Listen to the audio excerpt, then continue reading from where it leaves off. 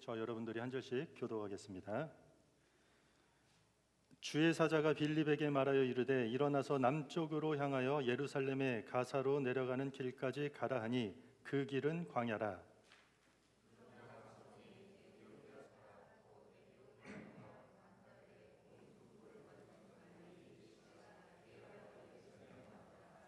돌아가는데 수레를 타고 선지자 이사야의 글을 읽더라.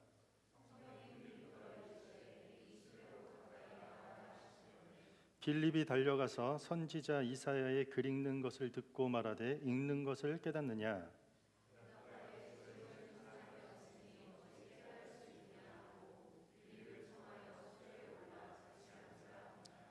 읽는 성경 구절은 이것이니 일러스되 그가 도살자에게로 가는 양과 같이 끌려갔고 털 깎는 자 앞에 있는 어린 양이 조용함과 같이 그의 입을 열지 아니하였도다.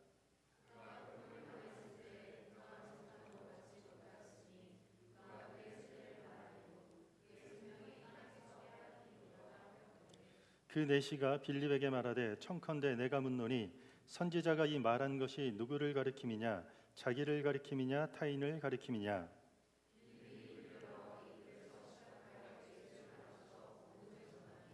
길 가다가 물 있는 곳에 이르러 그 내시가 말하되 보라 물이 있으니 내가 세례를 받음에 무슨 거리낌이 있느냐?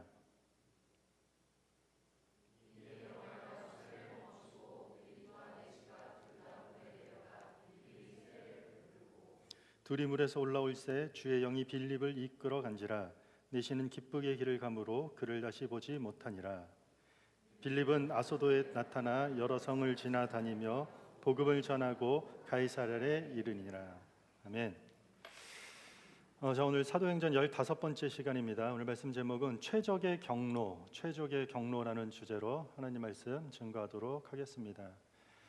저희 지금 사도행전 우리 벌써 이제 15번째 시간인데 여러분들 기억이 나십니까? 예루살렘에 임한 그 성령 강림의 사건으로 교회가 탄생했지만 극한 박해와 핍박으로 인해서 성도들이 뿔뿔이 흩어지게 되었습니다. 그러나 그들이 가던 곳마다 복음을 전하게 됩니다. 그 중에 빌립이라는 인물이 등장합니다. 7 집사 중 한 사람으로 택함 받은 이 빌립이 사마리아로 가게 되었고 그가 사마리아에서 전한 복음으로 인해 그 성 가운데 엄청난 부흥이 임하게 됩니다. 그런데 하나님께서 갑자기 호련히 이 빌립에게 가사로 가는 광야길로 가라고 명령하십니다. 저는 이 본문을 보면서 이런 이야기를 보면 조금 어쩌면 우리로서는 이해하기 힘든 하나님의 메시지가 떨어진 것입니다. 지금 사마리아에서 빌립이 경험한 것이 무엇이었나요? 빌립을 통해서 사마리아에 복음이 최초로 전해졌고 그 성 전체에 기쁨이 넘쳤습니다. 단순한 기쁨이 아니에요. 오랜 역사와 문화와 사회적, 종교적 모든 한계가 극복되고 회복되는 놀라운 사건이 빌립이 전한 복음을 통해서 사마리아 도시 가운데 풍성히 열매를 맺고 있는 것이요. 한마디로 그 역사적인 현장의 주역이 바로 이 빌립이었어요. 이제 그곳에서 빌립에게 펼쳐질 사역이 얼마나 많겠습니까? 그를 통해서 시작된 복음의 메시지를 갖고 붙든 사람들이 일어나기 시작하니 할 일이 얼마나 많겠어요. 뭔가 불이 붙기 시작하고 있고, 그리고 이 사역을 다 마무리하고 가도 괜찮은데 그런 부흥의 중심에 서 있는 빌립에게 그 엄청난 사역의 가능성이 지금 열리고 그렇게 시작된 그 자리에 서 있는 빌립에게 갑자기 인적이 드문 가사로 내려가라고 명령하십니다. 가사는 BC 1세기경에 폐허가 된 도시예요. 한마디로 가라는 곳이요, 아무도 살지 않는 곳이에요. 그리고 아무도 가는 곳도 아니에요. 그뿐만 아니라 그 가는 길이 어떤 길이라고요? 광야길이라는 것이요. 물 한 방울도 없고 풀 한 포기도 없는 위험하고 거친 광야길을 통해서 가라는 것이요. 한마디로 사람이 살지도 않고 사람이 가지도 않는 그 척박하고 황량한 광야로 가라는 명령이 떨어진 것이에요. 여러분, 우리 인생의 가능성과 성취의 자리에 서 있는데 하나님이 어느 날 척박한 광야로 가라고 하나님께서 여러분들을 명하시면 어떻게 하겠습니까? 더 누릴 수 있고 조금 더 가질 수 있는 기회의 자리를 떠나서 아무것도 누리거나 가질 수 없는 그 자리로 가라고 하면 우리는 어떻게 하겠습니까? 하나님 갑자기 왜 그러시죠? 이러지 않겠어요? 이 기반을 두고 지금 할 게 얼마나 많은데 이걸 다 지금 포기하라는 뭐 그런 뜻인가요? 여기까지 인도하시고 도와주신 이가 하나님인데 다 하나님이 허락하시고 하나님이 보호하시고 하나님이 주셔서 다 일어난 일인데 갑자기 떠나라는 이유가 무엇입니까, 하나님? 우린 보통 이런 질문을 먼저 하지 않을까요? 저도 밴쿠버에 오게 될 때 그런 질문이 있었어요. 하나님, 지금 저 인정해주는 교회 많고 오라는 교회 불러주는 데 많은데 거기서 더 잘할 수 있는데 하나님 왜 저를 이곳으로 가라고 하십니까? 아무것도 보이지 않을 때 쉽지 않다라는 것이요. 그런데 빌립은 이런 식의 질문이나 갈등이 없었다는 것입니다. 하나님께서 가라 하셨고 성경을 읽으면 빌립은 갔다라고 얘기했습니다. 가라고 하니까 갔습니다. 우리 인생에서 여러분들 중요한 것은요, 어떤 길을 가느냐가 아니라 그 길에 우리가 정말로 하나님과 동행하고 있느냐, 그 길에서 우리가 주님과 동행하는 삶을 사느냐, 이것이 가장 중요하다라는 것을 빌립은 이제 알았기 때문이에요. 출애굽한 이스라엘 백성들이 광야를 지나면서 얻는 교훈이 바로 이런 것 아닌가요? 홍해가 갈라지죠. 마른 땅에서 샘이 솟죠. 하늘에서 만나가 떨어지죠. 낮에는 구름기둥, 밤에는 불기둥으로 그들이 어디로 가야 될지 인도하고 보여줄 수 있다라는 것은 그 길이 광야라 할지라도 그들이 하나님과 동행하고 있으면 가능한 일이다라는 것을 보여주고 있는 것이죠. 마찬가지예요. 그래서 지금 빌립은 하나님이 가라 하신 곳에 반드시 하나님의 뜻이 있다는 그 믿음과 신뢰로 그 광야길이라도 할지라도 그 길을 갔다라는 것이요. 아무것도 없고 아무도 가지 않는 광야길조차도 거기에 하나님의 계획과 하나님의 뜻과 하나님의 섭리와 하나님의 인도하심과 하나님의 역사가 있다는 그 믿음으로 갔다라는 것입니다. 처음에 하나님이 아브라함을 부르실 때 어떻게 부르시나요? 갈 목적지를 알려주지 않아요. 아브라함도 성경에 보면 갈 바를 알지 못하고 떠났다라는 것이요. 일단은 네 본토, 고향, 친척, 아비 집을 떠나라. 떠났다는 거예요. 우리는 왜, 그에 반해 우리는 왜 어떤 선택과 결정 앞에서 왜 이렇게 자주 오랫동안 머뭇거리게 됩니까? 왜 그럴까요? 왜 우리는 이것저것 따지면서 저울질하게 되는 걸까요? 시간 대비 효율성을 계산하고 기회 비용을 꼼꼼히 따지고 정말 이것이 성공 가능성이 몇 %가 되는지 계속해서 우리는 따지고 계산하기 때문이라는 것이요. 그런데 어떤 가능성과 기회가 전혀 보이지 않을지라도 하나님이 명하신 곳이라면 하나님이 나를 향한 계획이 있다라는 그 믿음이 도무지 없기 때문에 우리는 갈팡질팡 우왕좌왕 어찌할 바 모르고 한 발도 내딛지 못한다는 것이죠. 그 어떤 믿음의 선택, 그 어떤 믿음의 결단도 못하고 평생, 아니 어떤 분들은 교회를 오래 다녀도 30년, 40년 그 선택과 결단을 못하게 된다는 것이죠. 빌립은 사마리아에서 얻은 성취와 앞으로 펼쳐질 가능성을 다 내려놓고 믿음으로 광야길로 내려가게 됩니다.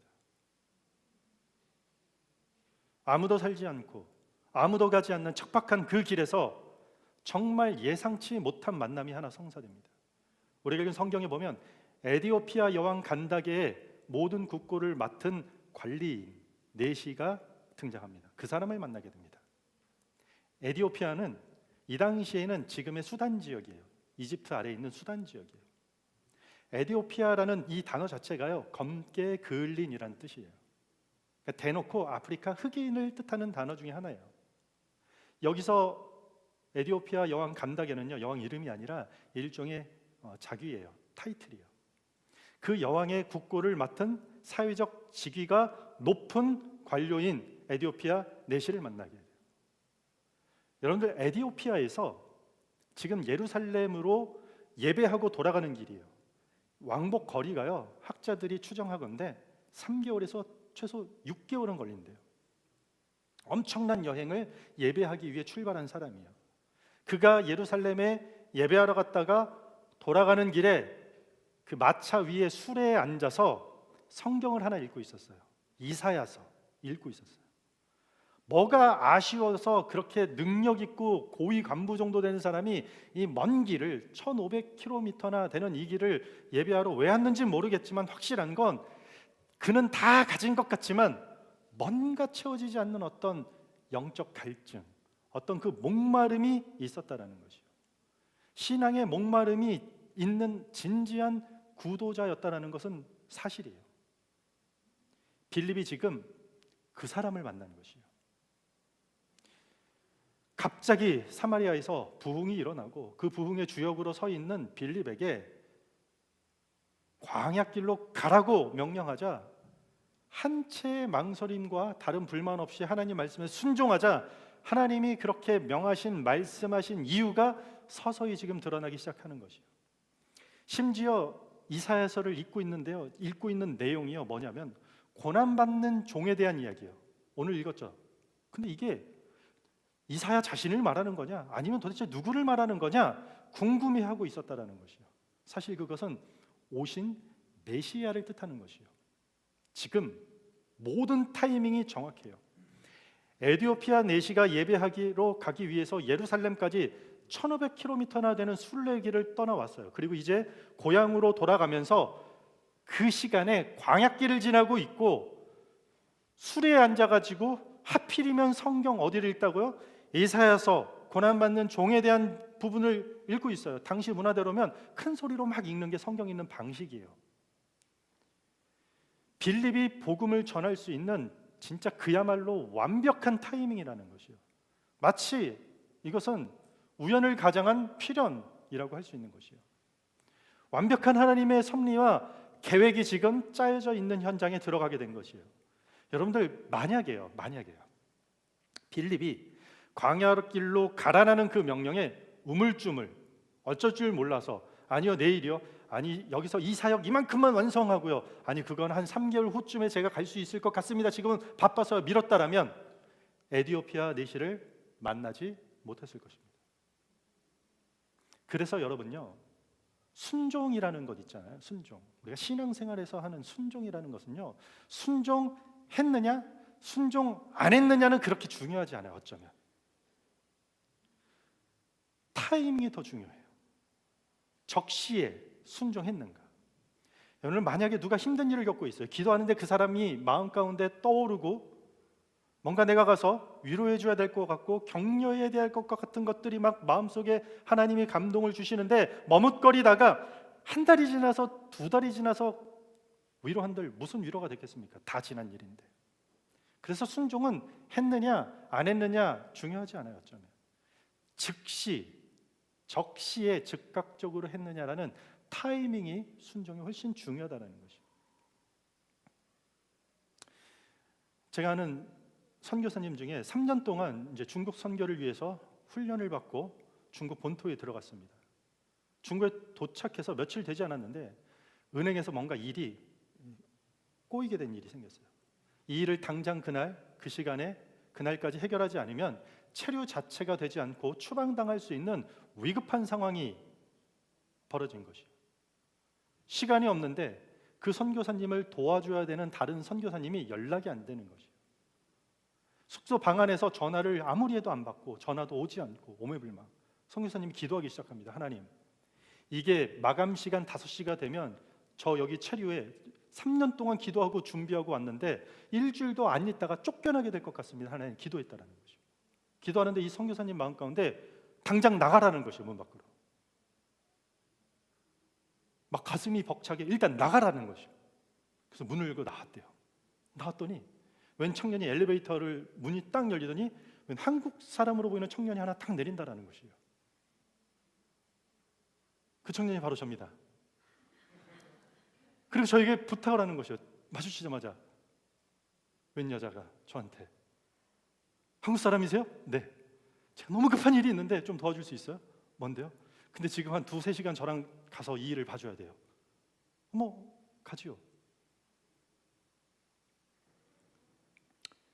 핸드폰도 없고 방에서 그분의 전화를 기다려야 하는데 하나님이 강하게 밖으로 나가라는 그 음성에 순종해서 나갔더니 선한 청년이 와서 도와줬다. 그 빌딩에 교회 다니는 한국 사람이 저 하나뿐이었어요. 그런데 제가요, 그날 한 번도 실수하지 않는데 엘리베이터 버튼을 잘못 누른지도 모르고, 그리고 그 잘못된 층에 내렸다는 것이죠, 제가. 그리고 그분을 만나게 됐어요. 선교사님이 1분 뒤에만 나왔어도 저는 계단으로 내려갔거나 다른 와서 다시 타서 도망갔겠죠. 도망인가요? 밖에 무슨 일이 펼쳐질지 모르지만 하나님이 나가라고 하니까 바로 나갔던 것이요. 그래서 순종은 타이밍인 것이에요. 타이밍. 하나님께서 여러분 마음에 주시는 메시지가 있을 것이에요. 하나님께서 여러분들에게 왜 하나님은 선하신데 이 땅에 악한 일이 펼쳐지는가라는 것을 병증학적으로 세상에 나가서 설명하라는 명령 주지 않아요. 즉각적으로. 다 여러분들이 할 수 있는, 알고 있는 범위의 마음을 주신다라는 것이에요. 그런 마음을 주실 때가 있어요. 다 있어요.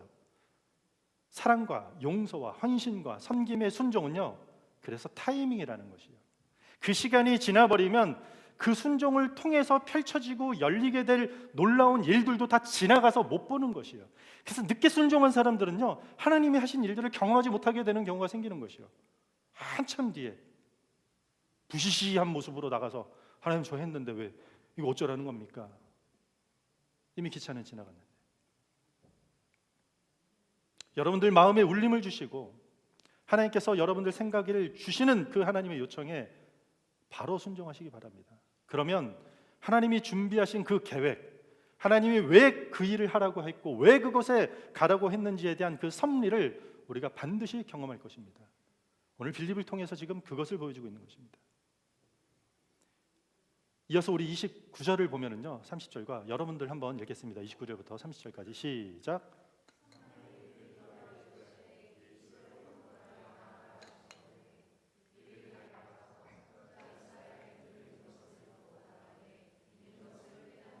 아멘.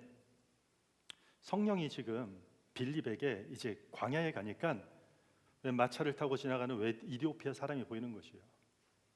수레로 가까이 가라고 말씀하자 빌립이 뭐라고요? 달려가요. 이 재밌는 장면 아닌가요? 그냥 가까이 가라고 했는데 빌립은 달려가요. 제가 집요하게 이 부분에 집착하는지 모르겠지만 그냥 가라고 했는데 달려간다라는 것이요.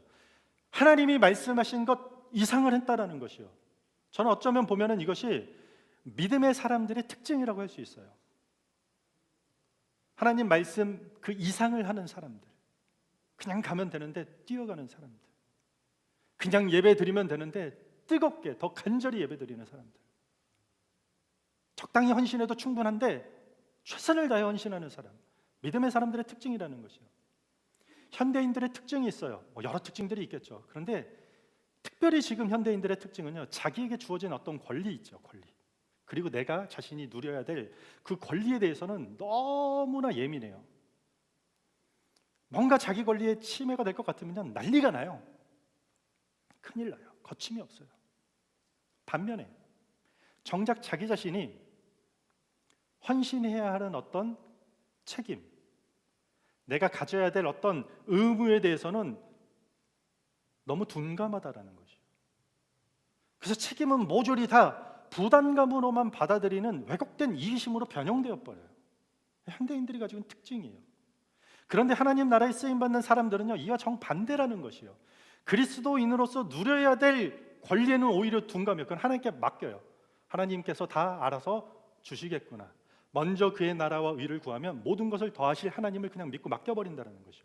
그리고 자신이 해야 될 어떤 의무나 책임을 뛰어넘어서 자원하는 헌신을 드려버리는 것이요. 가까이 가라고 하면 달려가는 사람이 되는 것이에요. 주님 말씀만 잘 경청하면 되는데 향유 옥합을 깨뜨려버리는 마리아가 되어버리는 것이에요. 자기를 팔아 넘긴 형들을 용서하는 것으로도 충분해요. 그런데 거두어서 먹고 보호하고 책임져 버리는 요셉이 돼버리는 것이에요. 하나님이 명령하신 말씀 그 이상을 하는 사람이 되는 것이에요.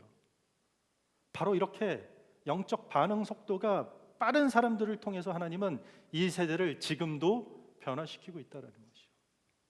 어디서 하나님의 역사가 일어나겠습니까? 어떤 사람을 통해 하나님의 역사가 일어나는지 아십니까? 이런 사람들을 통해서 일어나고 있다는 것이요. 지금도 어떤 의무를 뛰어넘어서 그 이상으로 자원하고 헌신하시는 저 여러분들이 되길 바랍니다. 아멘 소리가 작습니다. 에디오피아 내시는요, 성경을 읽고 있었습니다. 특별히 이사야서 말씀 중에 고난받는 종에 대한 이야기를 읽었어요. 하나님 말씀에 갈증을 가졌지만 그 말씀을 해석해 주거나 알려줄 사람이 없었던 것이에요. 그런데 빌립을 하나님이 보낸다는 것이에요. 그 빌립을 통해서 고난받는 종이 바로 예수 그리스도라는 그 복음을 듣게 됩니다. 그의 영적 목마름이 해소되는 은혜를 이 광야길 한복판에서 누리게 된 것이에요. 그 두 사람은 길을 가다가 물 있는 곳에 멈춥니다. 그리고 에디오피아 내시가 그 기쁨의 감격을 주체하지 못해서 물이 있는데 세례 받겠다라고 요청을 합니다. 거기서 세례를 받게 됩니다. 이것이 광야길에서 준비하신 하나님의 계획과 섭리였던 것입니다. 빌립이 하나님께 순종함으로 광야길에 내려갔을 때 한 사람을 만났던 것입니다. 사마리아에서 가사로 내려가는 길목에서 예루살렘에서 에디오피아로 돌아가는 한 사람을 만난 것입니다. 순종하고 내려갔더니 완벽한 타이밍이 만들어졌던 것입니다. 사마리아에서 복음을 전하며 뜨거운 사역의 열정과 헌신으로 가득해진 빌립과 어떤 말씀에 대한 목마름, 영적 갈증으로 가득한 에디오피아 한 사람이 만난 것이에요. 그리고 에디오피아 내시는 그리스도의 복음과 함께 고국으로 돌아간 것입니다. 이것이 초대교회 최초로 아프리카 선교의 서막을 여는 사건이 된 것입니다. 만약에 아프리카의 복음화를 위해서 빌립이요, 자기 열심과 자기가 가지고 있는 재능과 자기 계획으로 뛰었다고 생각해 보세요. 플랜을 짜고 어떻게 1500km를 여행할 것이고 그 과정 가운데 선교 자금은 어떻게 모금할 것이고 가서 그들에게 어떻게 종교도 문화도 다른 그 이방 땅에 내가 혼자 가서 어떻게 할 것인지 자기 열심과 자기 계획으로 뛰었다고 생각해 보세요. 그거는 광야길로 내려가서 얻는 이 고난과는 비교할 수 없이 더 힘들고 더 고된 경험이 되었을 것입니다. 그러나 하나님께 그냥 순종했더니 하나님께서 에디오피아 땅 끝을 가져다가 빌립 앞에 두게 된 것입니다. 복음을 위해 땅 끝으로 갈 준비가 된 사람에게 하나님께서는 그 땅 끝을 그들 앞으로 데리고 나오게 하신다는 것입니다. 이것이 하나님의 계획이고 하나님의 섭리고 하나님의 역사라는 것이요. 아무도 가지 않고 힘든 척박한 광야길을 복음을 전하는 빌립에게는요, 오늘 말씀의 제목대로 최적의 경로였다라는 것이요. 광야길이라 할지라도 하나님이 가라는 길이 우리 인생의 최적의 경로인 것을 믿고 가는 사람들을 그리스도인, 진짜 그리스도인이라고 하는 것이요. 이것이 믿음의 사람들이 삶을 살아가는 하나의 영적 원리라는 것이요.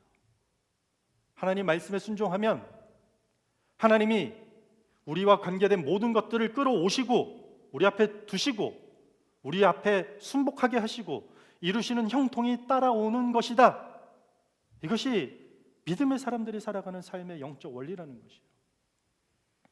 빌립은요, 이런 일들을 단 한 번도 스스로 주도적으로 치밀하게 구상하거나 계획하지 않았다라는 것이에요. 사마리아도 우리 지난주 말씀 기억나나요? 어떻게 왔다고요? 박해를 피해서 그냥 어중이떠중이 밀려온 것이에요. 그리고 그 자리에서 자신이 믿는 복음을 전했던 것뿐이라는 것이에요. 그리고 하나님이 광야길로 가라고 하시면 그냥 갔어요. 그렇게 순종했던 것이요. 그래서 인류 역사상 첫 번째 아프리카 사람이 그리스도의 복음을 듣고 구원받게 된 사건이 펼쳐진 것이요. 그리고 그 한 사람을 통한 복음은 아프리카 대륙으로 그 땅끝을 향해 들어가기 시작한 것이에요. 무명의 고위 관료인 에티오피아 내시를 통해서요. 이것이 하나님이 하시는 일입니다. 하나님의 계획과 하나님의 섭리가 이런 것이에요. 우리에게 땅끝을 향한 마음이 있다면 하나님께서는 그 땅의 끝을 끌어다가 우리 앞에 두신다라는 것이요. 상상치 못하고 갔던 그 자리에서, 기대조차 하지 않았던 척박한 그 환경 속에서 그것을 끌어다가 우리 앞에 두신다라는 것이요. 우리가 말씀 앞에 순종하고 가라고 하면 아니 하나님 뛰겠습니다 하고 뛰고 더 헌신하고 더 자원하는 마음으로 우리가 드린다면 여러분들과 우리가 관계된 상황, 우리의 환경들, 미래에 속한 모든 것들을 하나님께서 여러분들 앞에다가 끌어다가 하나님이 우리 앞에 두실 것이라는 것이요. 그리고 그 순종의 길이 우리 인생의 최악의 길도 아니고 최장의 경로도 아니고 최적의 경로가 되는 은혜를 누리게 한다는 것이요. 하나님의 계획은요, 항상 많은 사람들을 대상으로 하는 곳에서만 머무르지 않아요. 복음의 열정은 다수를 한꺼번에 싸그리 모아서 하는 곳에서만 머물지 않는다라는 것이요. 광야길에도 복음은 필요하다라는 것이요. 한 사람 만나게 하시고 그 한 사람을 통해서 한 민족을 구원하시려는 하나님의 뜻이 있기 때문인 것이요. 왜 지역의 큰 교회 한 2개 정도만 다 수용할 수 있는데 지역마다 지역 교회가 작더라도 존재해야 됩니까? 그 한 사람 때문에, 누군가의 한 사람, 그 천하보다 귀한 한 사람의 영혼을 끌어다가 하나님이 가져다 줬을 때 어떤 일을 우리를 통해서 할지 모른다는 것이에요. 어떻게 회복시키고 어떻게 만지시고 어떻게 인생의 변화의 전환점을 주실지 우리는 몰라요. 그러나 하나님은 분명히 그 일을 하나님의 계획 속에서 이루신다는 것이에요. 그렇다면 저와 우리의 광야길은 무엇입니까? 하나님께서 기도 가운데, 여러분들이 말씀을 묵상하는 가운데 가라고 명하신 여러분들의 광야길은 어떤 것입니까? 그 길을 가면 하나님 빙빙 돌아가는 최장의 경로가 될 것 같습니다. 하나님, 시간 낭비, 하나님 그건 좀 감정 낭비, 너무 비효율적인 것 같습니다. 여러분들 그렇게 생각하십니까? 그 길을 가면 마치 내 인생이 사라질 것 같은, 내 존재가 다 없어질 것 같은 최악의 경로라는 그런 두려움이 여러분들에게 있습니까? 헌신하고 자원한 후에 정확히 하나님 뭐가 보상으로 내 인생에 따라와 줄 겁니까? 뭐 직장이 잘 될 것 같습니까? 자녀가 잘 됐을 것 같습니까? 아니면 지금 아프니 건강이 더 회복될 수 있는 그 정확한 보상이 언제 주어질지 모르기 때문에 우리가 두려워하는 건 아닙니까? 여러분, 순종은 타이밍이에요. 타이밍. 하나님께서 지금 가라는 그 길이 지금 나에게 최적의 경로예요. 지금 가야 돼요. 우리 구글 맵을 찍어도요, 실시간마다 달라요. 지금 가야 돼요. 최적의 경로. 그 지도를 보고 퇴근 시간에 가면은요 큰일 나요. 최악의 경로가 될 수 있어요. 순종은 타이밍이에요. 우리가 머뭇거리고 주춤하지 않고 온전히 믿음으로 순종할 수만 있다면 우리 인생의 거칠고 우리 삶에 지금 눈앞에 있는 황량한 광야 항복판에서라도 하나님께서 준비하시고 하나님께서 계획한 놀라운 역사와 사건을 반드시 만날 수 있을 것입니다. 말씀을 정리하겠습니다. 유대인들은 사마리아 사람이 혼혈된 것에 대한 이질감이 너무나도 컸어요. 그래서 그들을 개돼지만도 못하게 취급했고 멀리했던 것이요. 그러나 빌립이라는 한 사람을 통해서 도시 전체의 복음 운동이 역동적으로 진행되기 시작했습니다. 그런데 이젠 외딴 광야길로 가라고 그를 명령합니다. 그 순종의 길에서 만난 에티오피아 사람은요, 이방인 중에 이방인이에요. 더 이질적인 문화와 인종의 상징이었어요. 에티오피아 사람들은. 그러나 그것은 빌립이 복음을 전할 수 있는 완벽한 하나님의 타이밍이었다. 이 내시를 통해 아프리카의 복음화가 시작되는 시초를 하나님이 놓게 했다라는 것이요. 아무도 가지 않고 아무도 하지 않는 그 척박한 광야길에서 그런 일이 일어날 것이라고 누가 상상이나 했겠습니까? 이 본문 마지막에 보면은요 39절에 둘이 물에서 올라올새 주의 영이 빌립을 이끌어간지라. 내시는 기쁘게 길을 가므로 그를 다시 보지 못하니라. 빌립은 아소도에 나타나 여러 성을 지나다니며 복음을 전하고 가이사랴에 이르니라. 에디오피아 내시가 세례받고 그 감격을 함께 누리기도 전에 성령이 다시 빌립을 이끌어 가버리는 것이에요. 사마리아에서도 뭔가 즐거움을 누리기도 전에 광야로 보내고, 광야에서 내시의 어떤 기쁨을 만족하기도 전에 다시 어디로 끌어가 버렸다는 것이요. Take away by force예요. 강력하게 이끌어갔다는 것이요. 반강제로. 여기저기로 빌립이 끌려다녔다 인생이 마무리됐다라는 얘기를 하나요? 아니에요. 빌립의 행적은 하나님이 인도하심을 받는 최적의 경로의 삶을 살았다, 이게 마무리예요. 광야의 길이든지 아소도, 아니 이름 모를 성을 다닌다 할지라도 그곳에서 하나님께서 준비하시고 계획하시는 놀라운 역사와 사건을 그는 계속해서 경험했다. 예배하는 삶, 저희가 기도하는, 찬양하고 말씀 묵상하는 삶이요, 아이들도 알고 있는 사랑하고 용서하고 섬기고 헌신하는 그 길이 여러분들 최적의 경로입니다. 때론 우리 앞에 보이지 않고 확신이 서지 않는 광야길이라 할지라도 그 길 끝에 하나님의 역사하심을 경험할 수 있는 그러한 교회와 성도가 되기를 주님의 이름으로 축원합니다. 다 같이